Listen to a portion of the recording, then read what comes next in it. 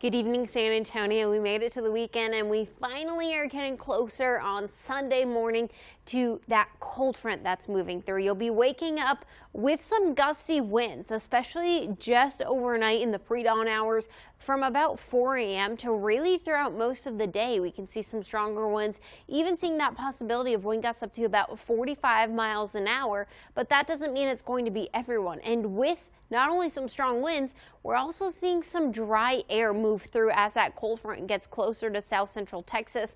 And those dry and those windy conditions do pose that threat for some fire danger on Sunday. So keep that in mind. But the good news is our peak temperature Sunday is only expected to get to about 68 degrees. Still having that possibility, though, of some stronger winds. But after tomorrow, we're seeing some of that cooler air really feed in behind it and really seeing some colder temperatures, not only for San Antonio, but for most of the country.